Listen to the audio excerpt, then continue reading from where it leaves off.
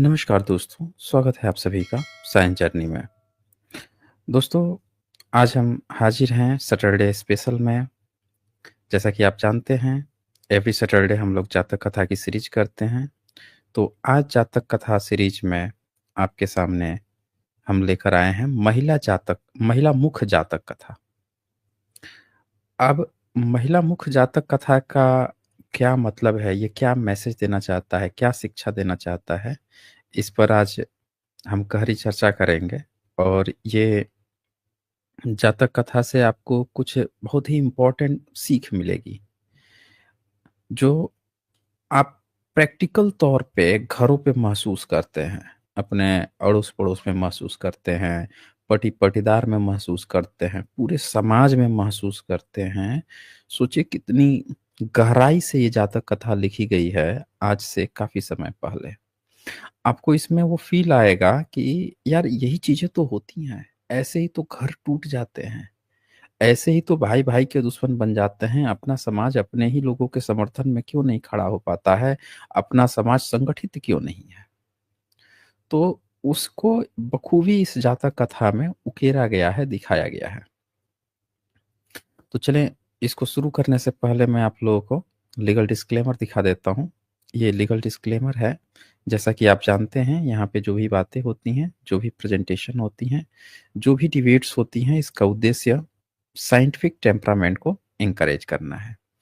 और जो कोई भी बाहर से वक्ता आते हैं, जो डिबेट करने आते हैं, वो लोग जो भी अपनी बातें बोलते हैं, वो उनकी अपनी रिस्पॉन्सिबिलिटी होती है।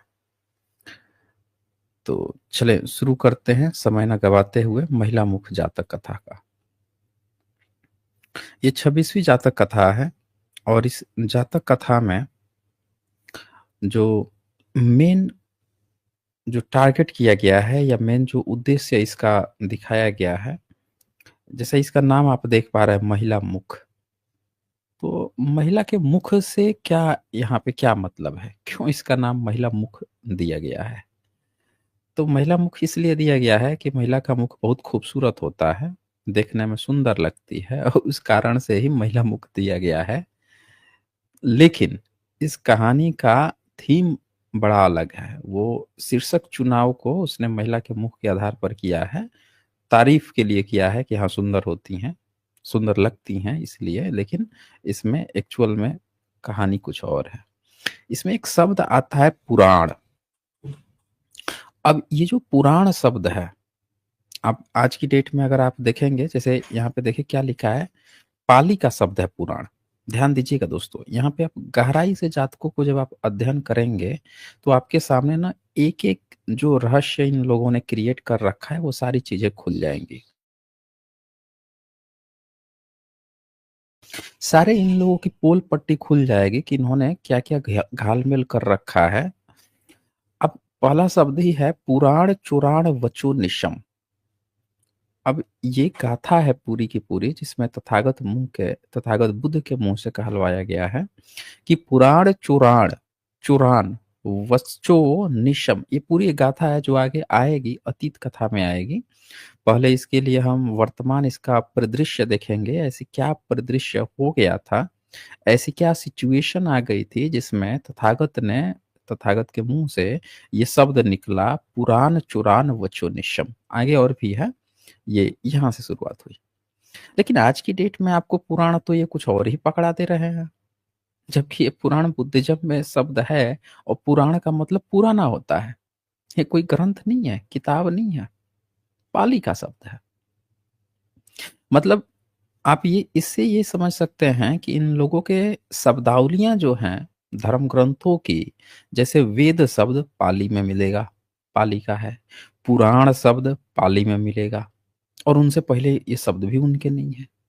तो आपको क्या लगता है कि ये शब्दों का कितना बड़ा चोरी किया गया है, जिस तरह से बुद्धिज़्म के वेद शब्द का इन्होंने गलत-गलत किताबें लिख के और ऋग्वेद, यजुर्वेद, सामवेद, अथर्ववेद बताना शुरू कर दिया। उसी तरह से पुराण शब्द जो बुद्धिज़्म का है पुराना, इसके नाम पे भी इन्होंने फर्जी किताबें जो हैं लिख दी। 18 पुराण, 108 पुराण लिख के लोगों में बाँट रखी है कि भैया पुराण मतलब ये होता है, वेद मतलब ये होता है।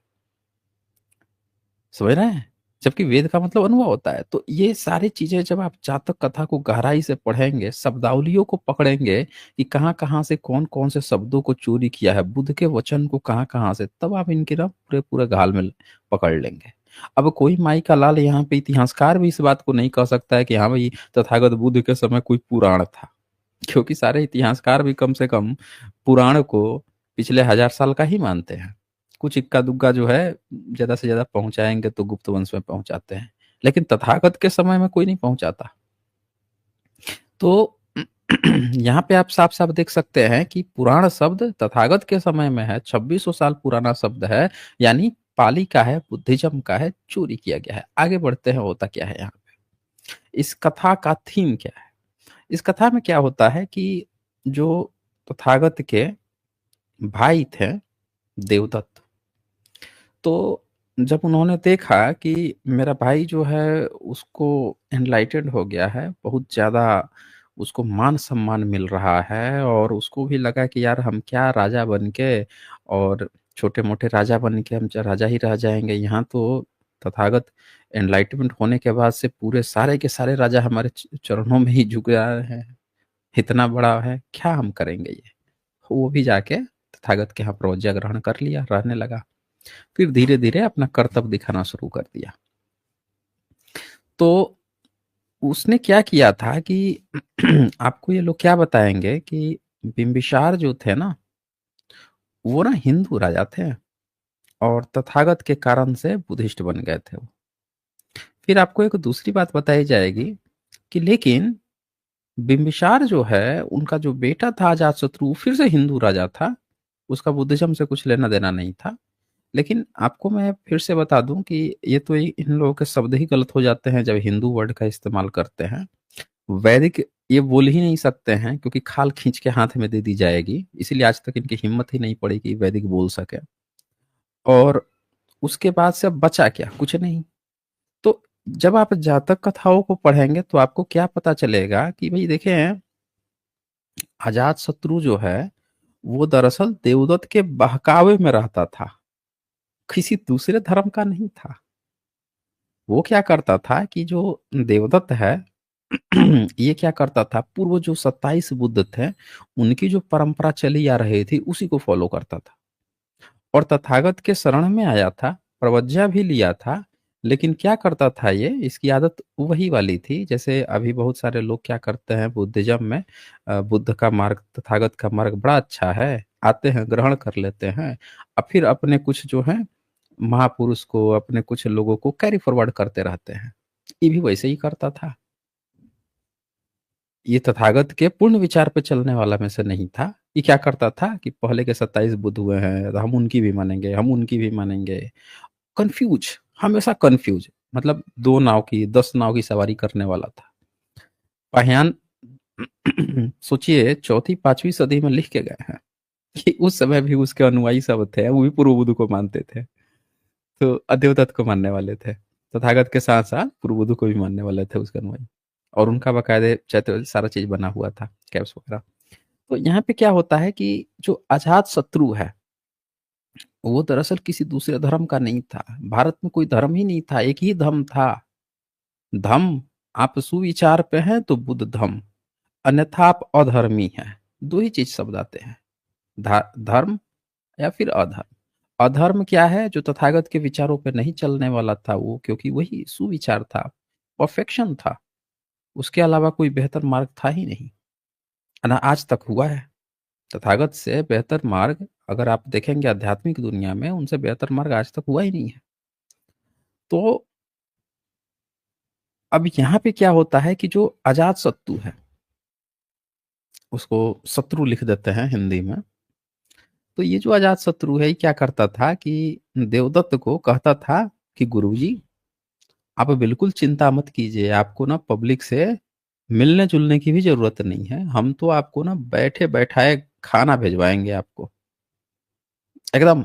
तो वो क्या करता था, गया शीर्ष पे बैठा रहता था और देवदत्त के लिए बढ़िया-बढ़िया खाना पकवान बनवाता था अजातशत्रु, भिजवाता था, "भेजो, हमारे गुरुजी खाएँगे, देवदत्त जी।"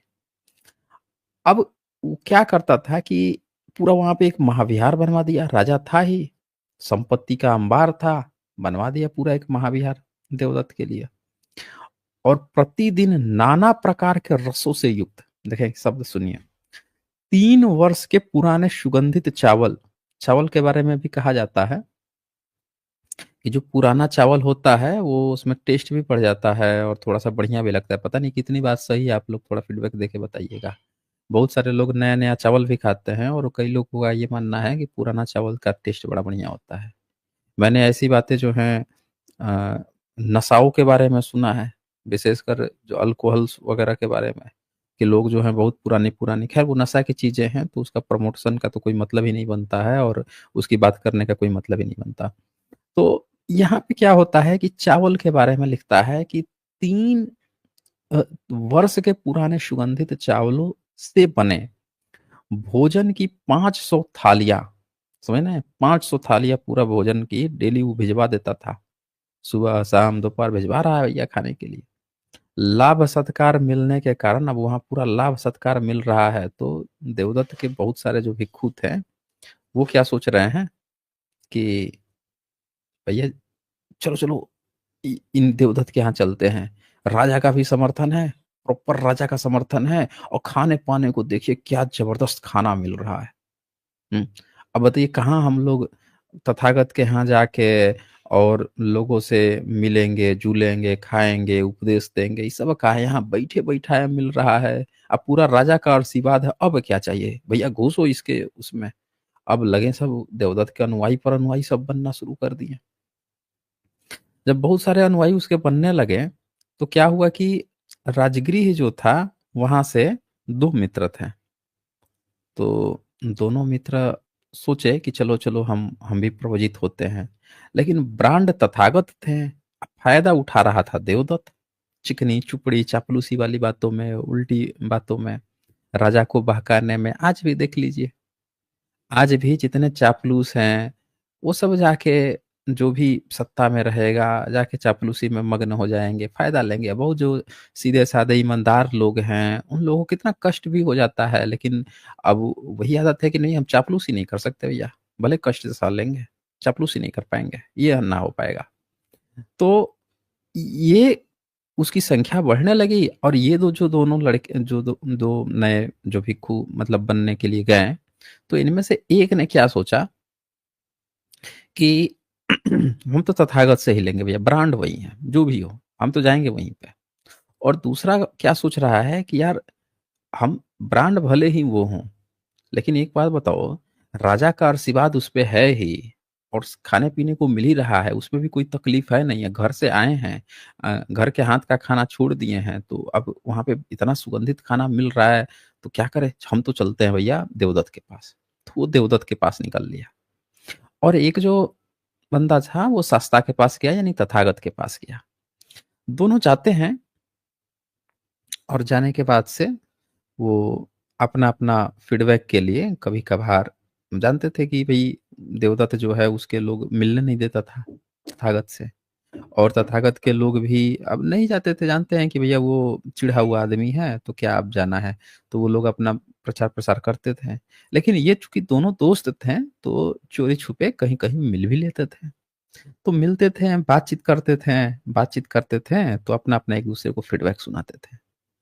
अब वो जो है फीडबैक सुनाता है, जो देवदत्त के यहाँ है, "यार तेरे कैसे चल रहे हैं?" बोला कि "हम कुछ नहीं, हम तो तथागत से रोज़ उपदेश लेते हैं और जाते हैं और लोगों के घरों में जाते हैं, बच्चों को उपदेश देते हैं, सीखते हैं और खा पी के भिक्षा लेते हैं और चले आते हैं।" तो बोला, "अरे यार! तू इतना मेहनत कर रहा है, पसीने तेरे आ जाते हैं, इतने धूप पसीने में जाता है, आता है और हमारे यहाँ देख कितना मज़ा है। पूरे के पूरे मैं तो जाता हूँ आराम से और बैठे रहते हैं, बैठे-बैठे यूँ मतलब मज़ेदार खाना मिलता है एकदम, आपके ना जीभ से पानी आ जाए, एकदम ज़बरदस्त खाना मिलता है भाई।" और राजा भिजवाता है, पूरे 5-500 थाली एकदम खा-खा के तो हम लोग मज़े में आ जाते हैं। तो कहा इसने कहा जो शास्ता के पास था, कहा कोई बात नहीं भैया जा ले, तू मज़े ही ले, हमको तो तथागत के पास ही रहना है। लेकिन उसका जो दोस्त था वो बार-बार फ़ोर्स करने लगा, अरे यार कौन देख रहा है? जैसे एक काम कर, तू जैसे भिक्षा माँगने के लिए निकलता है ना, लोगों के घर तो जाता होगा, पढ़ाने-लिखाने के लिए कुछ तो जाता ही होगा। एक काम कर, तू निकला कर ना, तो सीधे-सीधे ना हमारे यहाँ ही आ जाया कर और वहीं पे चल देवदत्त की कुटिया मतलब महाविहार में चल, खाना आता है, भोजन आता है, वहीं पे बैठ के खाइयो हम लोगों के साथ। कहता है अच्छा जी। अब ये बार-बार जब फ़ोर्स देता है तो कहता है यार हमारा तो बचपन का दोस्त है, लंगोटिया यार है, जिगरी यार है, क्या करें? चलो जब इतना फ़ोर्स कर ही रहा है तो एक बार चले ही चलते हैं। तो जाता है, खाता होता है, खा पी के जब उधर से आता है और फिर धीरे से कुटिया में चला जाता है। तो लोगों को उतना शक डाउट नहीं होता है, तथागत के पास उनके वेलुवन में जाता है। यहाँ एक चीज़ ध्यान दीजिएगा कि जो वेलुवन है और गया शीर्ष है, दोनों में काफ़ी अंतर है।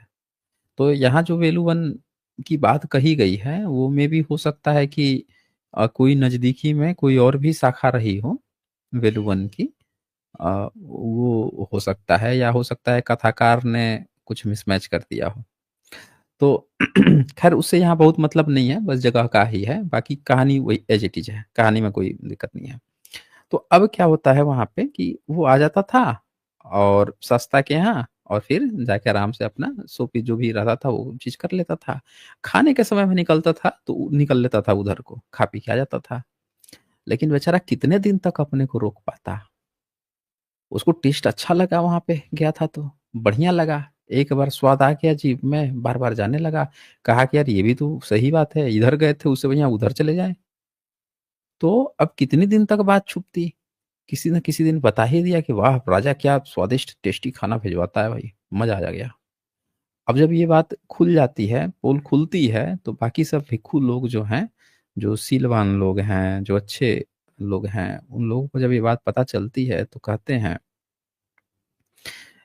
कि देखो, ये बात ठीक नहीं है कि आप वहाँ पे जाते हो, जाके ये सब खा के आते हो। देखिए, गया शीर्ष जो नाम दिया गया है, एक बार याद है हम लोगों ने स्ट्रीम की थी और तब हम लोग बोल रहे थे कि बोधगया का नाम बुध आया होना चाहिए, गया क्यों है? असल में गया शीर्ष नाम ना पुराना नाम है। गया नाम के एक भिक्षु भिक्षु ही थे वो भी, भिक्षु के नाम पे ही पड़ा है गया। पहले रहते थे थोड़ा-सा, तो ऐसा नहीं है कि गया नाम जो है कोई वो है और वहाँ पे आप देखें गया शीर्ष जो है उसका एक्चुअल में आज के नाम ब्रह्मयोनि पहाड़ रखा गया है। ब्रह्मयोनि पहाड़ और वो आप ध्यान देंगे उस पर इन लोगों ने कब्ज़ा किया, वो भी भिक्षु का ही है।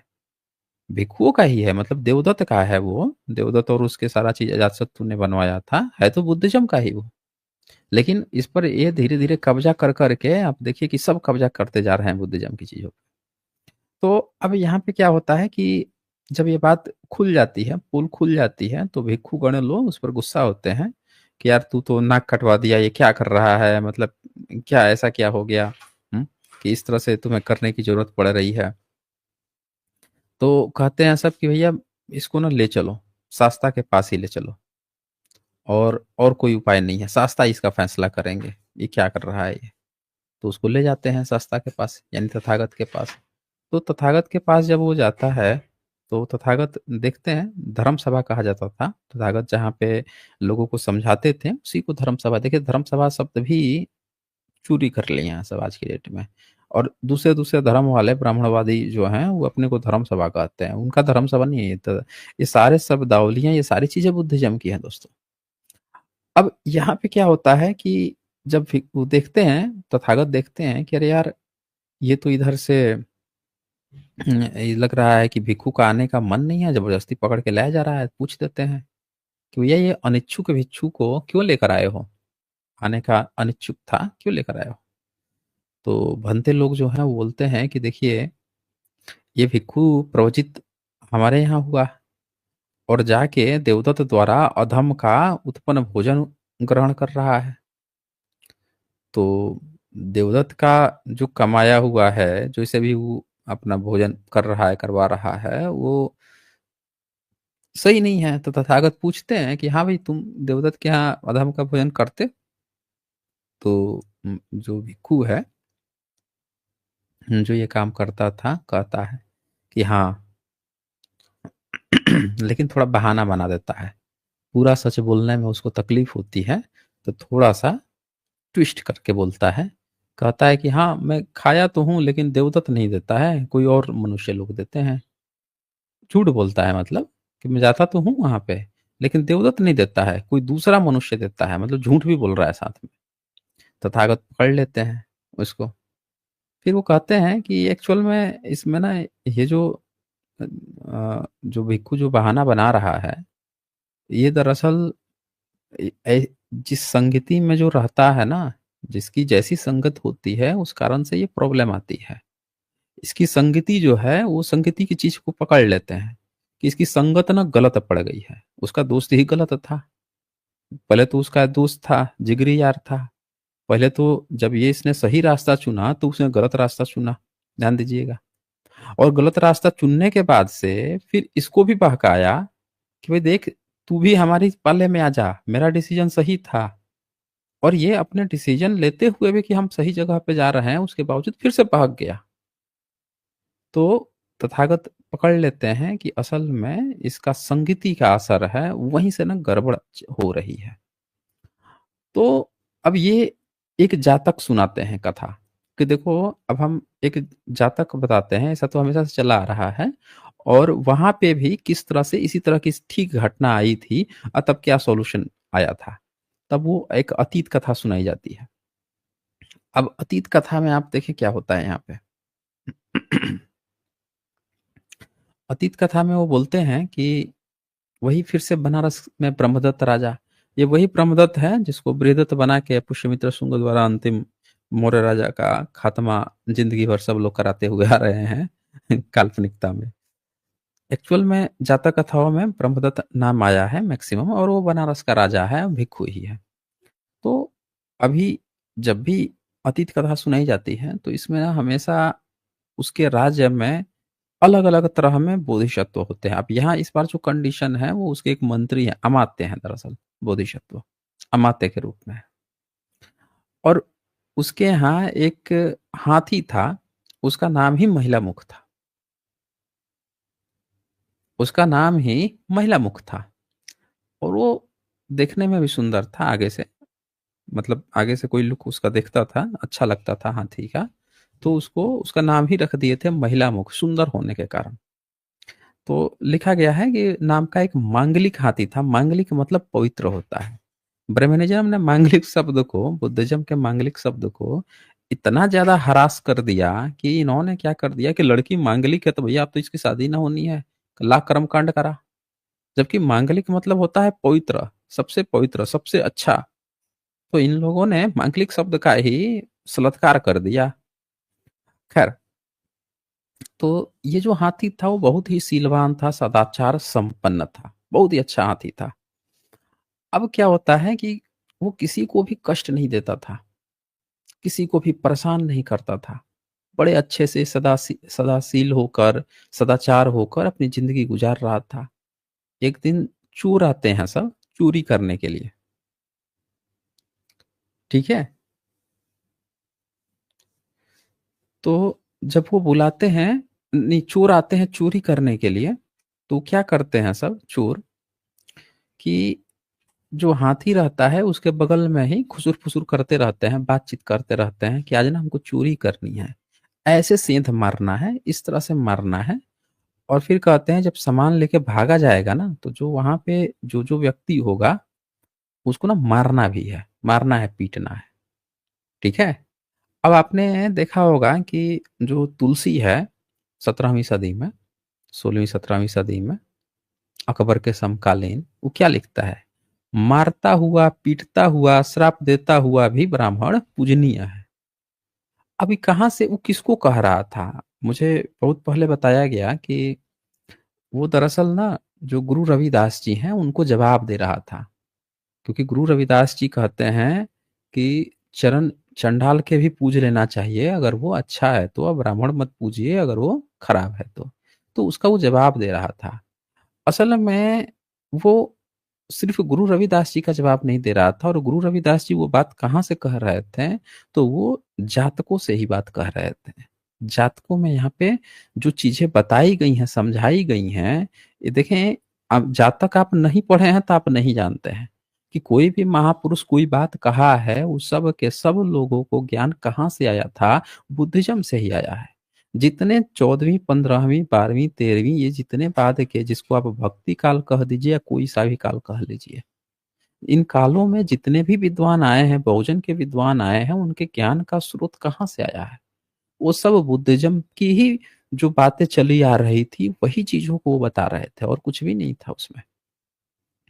तो यहाँ पे क्या होता है कि वो जब चोर सब आपस में बात कर रहे हैं कि सुरंग में ऐसे सेंध मारना है, ऐसे चोरी करना है, ये करना है और जाते समय सामान लेकर जाते समय जो आदमी हैं उनको मारना है और फिर सामान लेके जाना है। अगर ऐसा नहीं किया जाएगा ना तो कोई भी उठ के पकड़ लेगा और फिर देखें आगे क्या शब्द है, चोर को सिलवान नहीं होना चाहिए। क्या लिखता है? चोर को सीलवान नहीं होना चाहिए, उसे बदमिजाज, कठोर और ज़ोर-ज़बरदस्ती करने वाला होना चाहिए।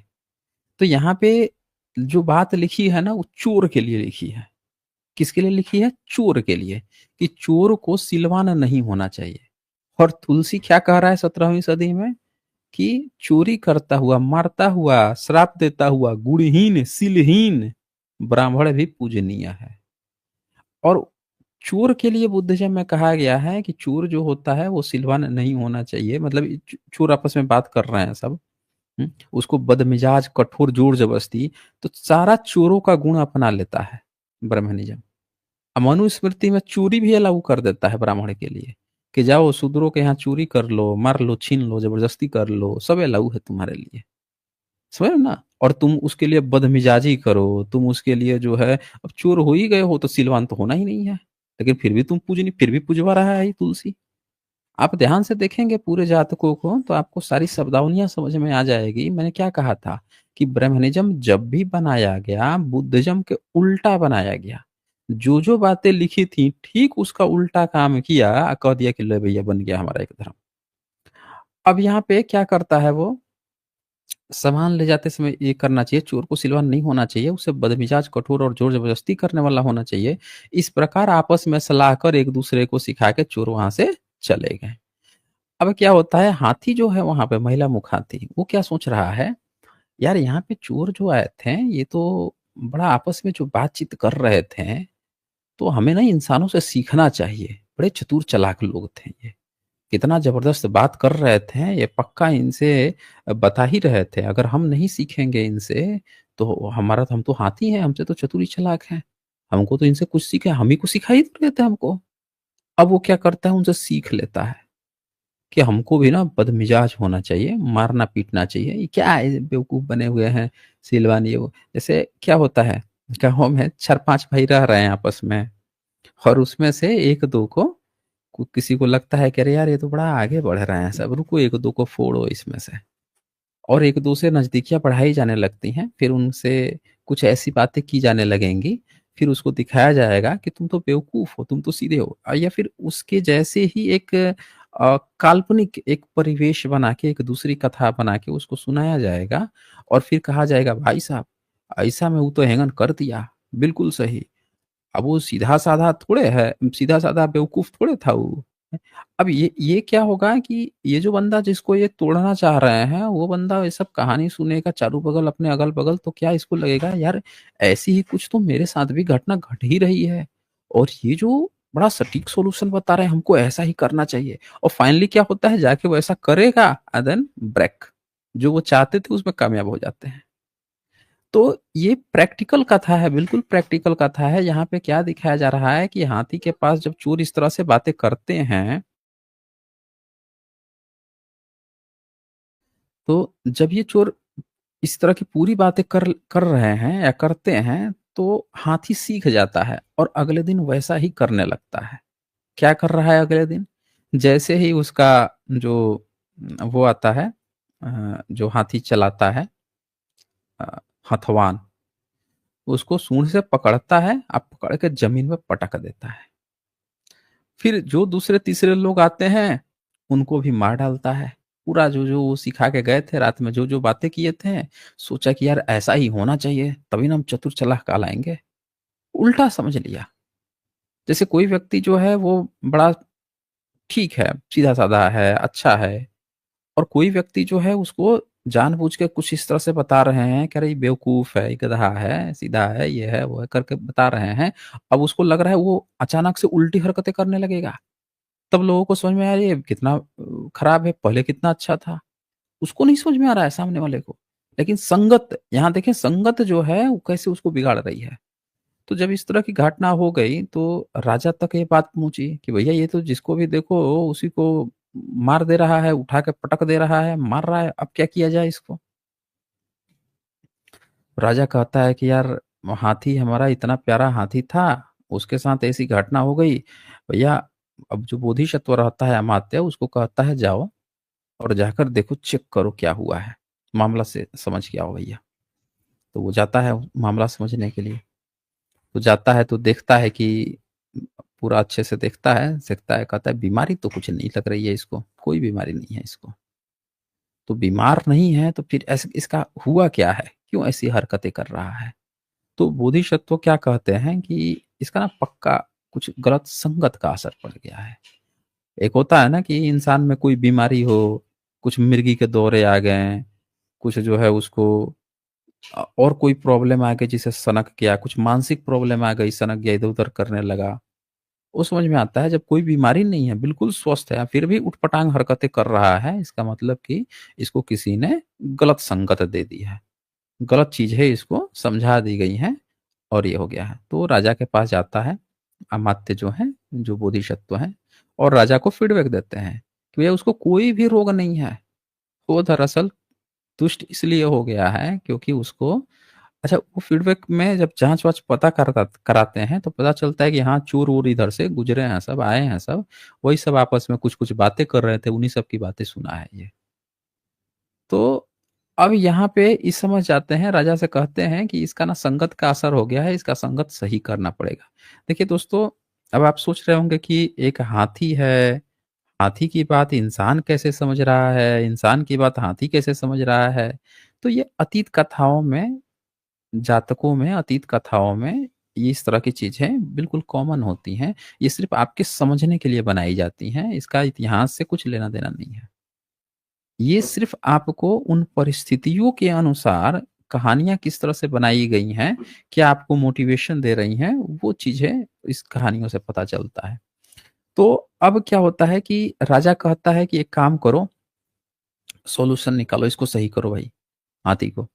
अगर इसके साथ इस तरह की प्रॉब्लम हुई है तो इसको सही करो। तो वो क्या करता है, अमात्य जो बोधिसत्व है, कहता है कि सारे भंते लोगों को बुलाता है और जब भंते लोगों को बुलाता है, तो देखिए यहाँ पे, तो अब क्या किया जाना चाहिए? तो सदाचारी यानी सीलवान, समन ब्राह्मणों को, यहाँ क्या लिखा है? शमन ब्राह्मणों को। शमन ब्राह्मण मतलब विद्वान जो श्रमण लोग होते हैं, उन्हीं को, ठीक है? शमन ब्राह्मणों को।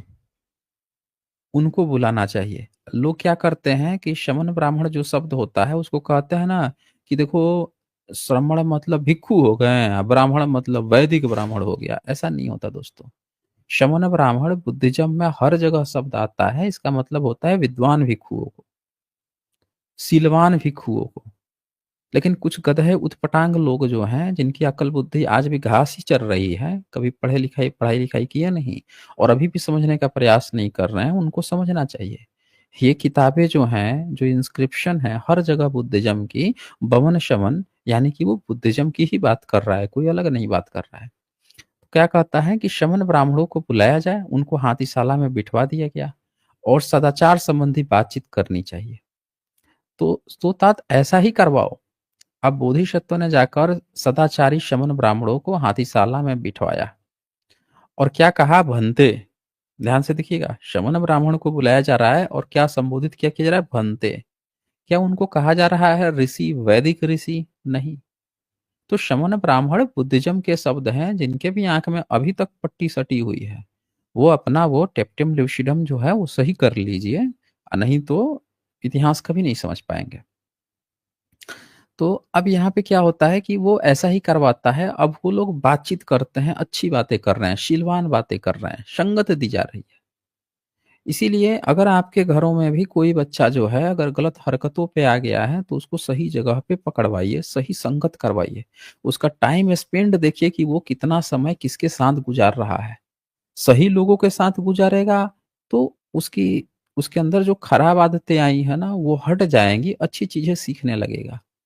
और अगर वो अपना ज़्यादा समय जो है आलतू-फालतू लोगों के साथ गुज़ार रहा है, तो उसका भविष्य में वही चीज़ें उसके शरीर का आदत बन जाएँगी और भविष्य में वो वही करने वाला है। उसे बाहर निकालना और लगातार लंबे समय तक रह गया, तब तो और ज़्यादा मुश्किल होते चला जाएगा। तो इसीलिए इस बात पर ध्यान देना चाहिए कि बच्चे जो हैं या कोई भी है, उसका संगत क्या है? किन लोगों से मिल-जुल रहा है? बहुजन समाज जो है अगर वो भिक्षु लोगों से मिलेगा तो ऑफ कोर्स बाबा साहब के जो अम्बेडकराइट लोग हैं उनसे मिलेगा-जुलेगा, उनकी बातचीत करेगा तो ऑफ कोर्स वो अम्बेडकराइट होगा, उस मूवमेंट में जाएगा। लेकिन अगर उसकी संगत गलत हो गई है, वो उन्हीं लोगों से मिल रहा है जिन्होंने लूटा है, खसोटा है, तो ऑफ कोर्स उनकी संगत का असर पड़ेगा, फिर वो दिन-रात हिंदू-मुसलमान करेगा। जैसे हमारे मंडल जी हैं, पोस्ट कर रहे हैं, कह रहे हैं कि भैया कश्मीर में तो मुसलमानों ने अशोक चक्र तोड़ दिया है, अशोक का वो कर दिया है, कोई हो हल्ला नहीं हो रहा है, कैसे वो बचेगा, ये बचेगा। अब ये वहाँ पे बता दीजिए कि वहाँ पे हिंदू-मुसलमान से पेट फुर्सत नहीं भर पा रही है। पता चला कि कोई मंत्री जी थे, उन्होंने एक शिलालेख लिखवाया था, उस पर तोड़-फोड़ कर दी मुस्लिमों ने। नमाज़-वमाज़ और पता नहीं क्या मंदिर मस्जिद कुछ निर्माण कार्य को लेकर था। तो अब हिंदू-मुसलमान से पेट नहीं भर पा रहा है, तो कह रहे हैं कि भैया तुम लोग जो बहुजन समाज है, कम से कम सम्राट अशोक का नाम लो, बुद्ध का नाम लो, उसके हिसाब से अब मुसलमान करो। और बोल रहे हैं, अपील कर रहे हैं कि भैया ऐसा नहीं कर रहे हो तो बताओ क्या होगा फिर देश का, हैं? तो क्या कीजिएगा, संगत का असर है। जब तक मंडल जी संगत में नहीं फँसे थे, तब तक उनकी पोस्ट पढ़िए एकदम फाड़ के रख देते थे सबकी। सारे मनुवादियों के फाड़ के रख देते थे। लेकिन जैसे स्विच किए हैं, संगत का असर हुआ तो अब देखिए अब बौद्ध मुसलमान भी करवाना शुरू चाह रहे हैं। खैर मुद्दे पर आते हैं। तो यहाँ पे क्या होता है कि उन्होंने हाथी से कुछ दूर ही बैठकर सदाचार संबंधी बातचीत की। किसी को तंग नहीं करना चाहिए, किसी को मारना नहीं चाहिए। समझे ना? सदाचारी होकर शांति, मैत्री और करुणा से युक्त होकर रहना चाहिए। उसने इसे सुन सोचा कि यह मुझे ही सिखा रहे हैं। इसीलिए अब से मुझे सदाचारी होकर रहना चाहिए और वो सदाचारी हो गया। तो राजा ने बोधिसत्व से पूछा कि क्यों तात क्या वह सिलवान हो गया? तो बोधिसत्व बोलते हैं कि हाँ देव, इस प्रकार का दुष्ट हाथी पंडितों की संगति के कारण अपने पुराने स्वभाव में प्रतिष्ठित हो गया, कहकर ये गाथा कही। अब ये गाथा यहाँ पे एक्चुअल में ये है। पुराण चुरान वचो निशम, महिला मुखो पोयमानुवारी सुप्तयान सुप्चयतानं ही वचो निशम गजुतमो शबु गुणेशु अट्ठा। महिला मुख यानी हाथी, पुराण चुरान यानी पुराने चोर। पुराण का मतलब पुराना होता है दोस्तों। याद रखिएगा पुराण का मतलब पुराना होता है और इन लोगों ने किताबों का नाम ही पुराण रख दिया है अपने। सोच लीजिए, पुराना। तो पुराने चोरों की बात सुनकर उसका अनुकरण करने वाला लोगों को मारने वाला हो गया और वही गजुतम संयमी मनुष्यों के साथ सुनकर सब गुणों में प्रतिष्ठित हो गया। तो ये बातें कहते हैं और फिर जब राजा को लगता है कि अरे देखो, ये अमात्य जो हैं ये बोधिसत्व जो हैं कितना बेहतरीन है, एक जानवर के भी मन की बात समझ लेते हैं कि जानवर की भी संगति का कितना असर पड़ता है। क्या चीज़ देखता है? आपके बच्चे अगर देखते हैं, दिन-रात हिंसा देखते हैं, दिन-रात दूसरे को गाली दो, गाली-गलौज करो, दूसरे को मारो, डाँटो, जाति सूचक जो बचपन से देखेगा बड़ा होके वो भी जातिवाद ही करेगा। भारत में जातियाँ न खत्म होने का कारण, जातिवाद न खत्म होने के कारण, दोहरी धूर्तता, बेहुदागिरी जो करते हैं सभी सब न खत्म होने के कारण यही है। जो बाप-माँ करते हैं, बच्चा वही देखता है अपने यहाँ। तो उनके जो संगत देते हैं, वही बच्चा सीख के आगे जाके फिर जातिवादी करता है। बहुजन समाज कभी जातिवाद नहीं करता, क्योंकि उनके यहाँ बहुजन समाज जो है, हमारे यहाँ या किसी की भी बहुजन के यहाँ, कभी भी इस तरह की शिक्षा दी ही नहीं जाती कि आप जातिवाद करो, कहाँ से करेगा जातिवाद? तो जैसी शिक्षा दी जाती है, संगत दी जाती है, वैसा ही हो जाना है। तो वो अब उसको बहुत सारा धन-वन देते हैं अमात्य को, और फिर इसके बाद से तथागत जो है वही कहानी का पूरा वो निकाल देते हैं, निचोड़ निकाल देते हैं कि देखो, ये जो चोर की बातें सुन के जिस तरह से वो बदल गया था, ठीक वैसे ही ये जो आज का जो भिक्षु है, ये भी गलत संगति के असर के कारण बदल गया है। लेकिन अब इसको आप लोग सही संगत दीजिए, सही संगत मिलेगा, तो फिर ये सुधर भी जाएगा। सारा खेल संगत का है। और फिर वो अब जोड़ के कहानी बता दी जाती है कि देखो, जो महिला मुख अब का भिक्षु विपक्ष में चला जाने वाला यही भिक्षु था। राजा अब का आनंद था और अमात्य तो मैं ही था। चलें, कुछ सुपर चैट्स आए हैं और आज की स्ट्रीम दोस्तों छोटी ही होती है, तो कॉलर्स तो नहीं ले पाएँगे आज। और यहाँ पे सुंदर राम जी का यहाँ सुपर स्टिकर है, शुक्रिया जी आपको। जेपी सिंह पौधा जी का यहाँ पे सुपर स्टिकर है। फिर यहाँ पे गिरजा शंकर मौर्य जी का सुपर स्टिकर है। दिनेश कुमार नागवंशी यहाँ लिखते हैं, कंचना और प्रियंका को मीडिया वालों ने बुलाना बंद कर रहे हैं। आशुतोष जिज क्या है जिज दोनों को अपने चैनल पर बुलाकर पूछते रहें।